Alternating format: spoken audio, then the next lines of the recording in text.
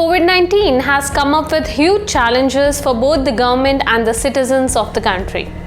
One of the major challenges was in terms of policy making and ensuring adequate resources for the welfare of people. PM Modi, in his latest blog titled Reforms by Conviction and Incentives, apprised the bhagidari of both centre and states in leading the fight against COVID-19. The PM informed that in the backdrop of the financial crunch seen across the world, Indian states were able to borrow significantly more in 2020 to 2021. During this year, the states were able to raise an extra rupees 1.06 lakh crores, and this significant increase in the availability of resources was made possible by an approach of center-state bhagidari. PM Modi further says that for a federal country of continental dimensions, finding policy instruments at the national level to promote reforms by state governments is indeed challenging. Therefore, when the government formulated its economic response to the COVID-19 pandemic, it wanted to ensure that its solutions do not follow a one-size-fits-all model. The Prime Minister also talked about incentivizing the states to adopt progressive policies.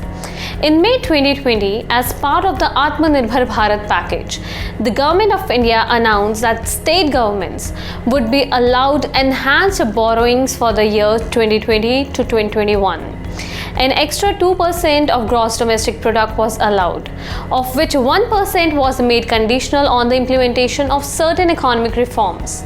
The PM says that this nudge for reform is rare in Indian public finance. Apart from this, PM Modi also mentioned the 4 reforms that have contributed to the ease of living for the public, and particularly the poor, the vulnerable, and the middle class. And it has also promoted fiscal sustainability. PM ascribed that the first reform under the One Nation, One Ration Card policy required state governments to ensure that all ration cards in the state under the National Food Security Act was seeded with the Aadhaar number of all family members, and that all fair price shops had electronic point of sale devices.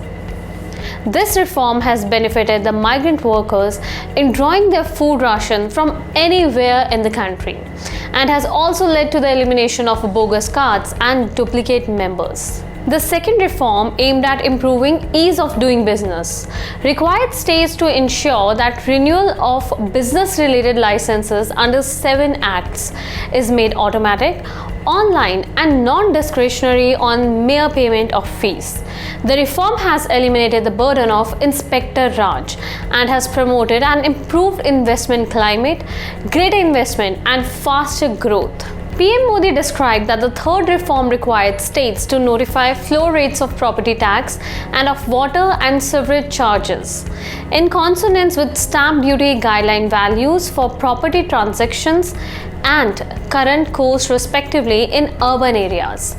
The reform has benefited municipal staff who often face a delay in payment of wages. Prime Minister Narendra Modi informed that the fourth reform was introduction of direct benefit transfer instead of free electricity supply to farmers.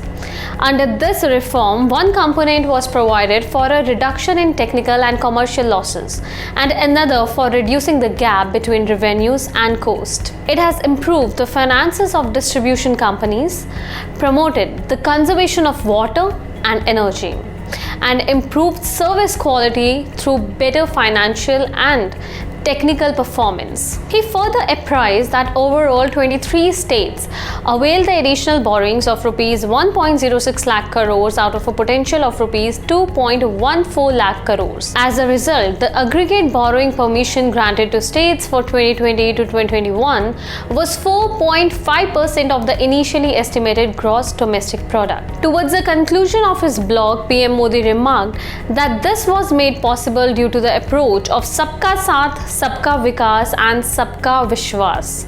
Officials who have been working on these reforms suggest that without this incentive of additional funds, the enactment of these policies would have taken years. India has seen a model of reforms by stealth and compulsion. This is a new model of reforms by conviction and incentives. We will be back with some more updates. Thanks for watching.